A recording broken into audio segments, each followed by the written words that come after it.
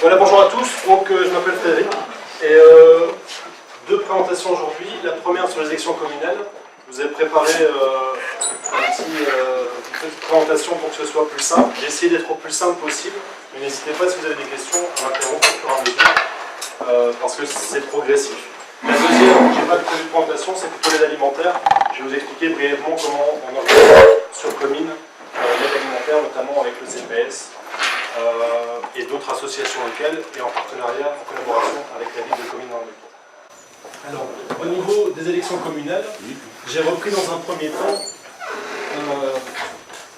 les différents niveaux de pouvoir. Ça, c'est quelque chose, à mon avis, que vous connaissez déjà. La Belgique a énormément de niveaux de pouvoir.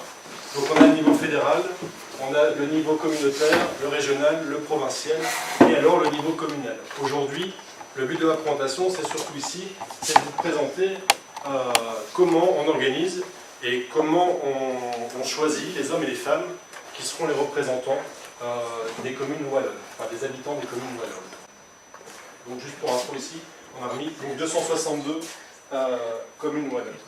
Alors au niveau communal, il y a, on va dire, trois instances principales. La première, c'est l'administration communale. Ça n'a rien à voir du tout avec les élections. En fait, c'est les hommes et les femmes qui travaillent au quotidien pour la ville. Donc ça peut être un jardinier, ça peut être un comptable, ça peut être une directrice d'école. Donc tous les domaines où la ville est compétente, on a des hommes et des femmes qui sont engagés. Et donc ça n'a pas directement impact avec les élections communales. Le deuxième volet, c'est ce qu'on appelle le conseil communal. Et là, c'est principalement l'objet des élections communales. Donc lorsque l'électeur va voter pour les élections communales, on élit le conseil communal. Le conseil communal, à quoi ça sert? Donc ici, si on prend l'exemple de Comines, il y a 25 conseillers communaux. En fait, c'est la loi qui, en fonction du nombre d'habitants, détermine le nombre de conseillers. Et donc, le conseil communal se réunit en principe une fois par mois. Et donc, c'est eux qui déterminent les budgets et les comptes de la ville. Il y a également un règlement de police. Également les taxes, je vous en parlais tout à l'heure. Les horaires administratifs, donc vous savez que par exemple il y a une bibliothèque, il y a une piscine communale, et bien c'est le conseil qui détermine les horaires de ces services administratifs. Le collège, donc c'est-à-dire les quelques personnes issues du conseil communal qui dirigent la ville, eux doivent exécuter ce que décide le conseil communal. Ils gèrent également toute l'administration. À la tête du conseil communal et du collège, on a le ou la bourgmestre. Alors ça c'est un peu le principe général. Donc le ou la bourgmestre préside et le conseil et le collège. La bourgmestre ou le bourgmestre gère également tout ce qui est police administrative. Il y a l'enseignement, donc la ville peut gérer l'enseignement communal.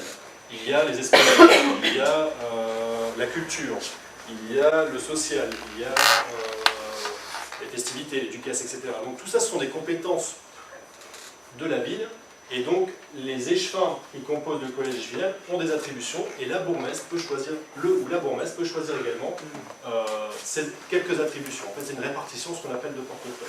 Alors, rentrons dans le sujet, les élections. Quels sont les principes fondamentaux? C'est un suffrage universel. Tout le monde peut voter. Il y a une représentation proportionnelle. Ça veut dire qu'au conseil communal, il y a des listes, il y a des partis, et ces partis sont représentés en fonction des votes des citoyens. Donc un électeur, une voix, ça signifie que quand quelqu'un rentre dans l'isoloir, il a une voix, qu'il soit riche, qu'il soit pauvre, que ce soit un homme ou une femme, c'est une voix. Le vote est secret, puisqu'on va dans l'isoloir et en principe on ne divulgue pas son vote. Il est obligatoire en Belgique. Les élections communales s'organisent tous les 6 ans. Alors pour être candidat, pour être élu, ou pour vouloir être élu, il faut être avant tout européen. Il faut jouir des droits civiques et des droits politiques. En fait, chaque citoyen a des droits qui peuvent lui être retirés des électeurs. Donc, il faut soit être belge, 18 ans minimum, et pareil, jouir de ses droits civiques et politiques, soit être résident d'un pays membre de l'Union européenne, 18 ans, plein droit, être inscrit au registre de la population, mais être également inscrit sur les listes des électeurs. C'est-à-dire que c'est la personne qui doit faire la demande d'inscription. Ce n'est pas automatique.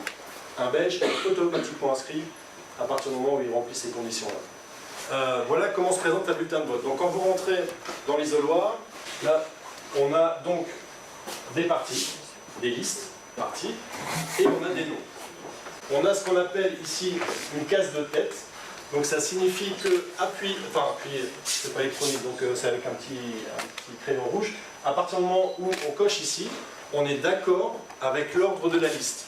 Si par contre vous n'êtes pas d'accord et vous dites moi je veux sélectionner que certaines personnes, à ce moment-là on fait comme ici, on choisit le nom des personnes.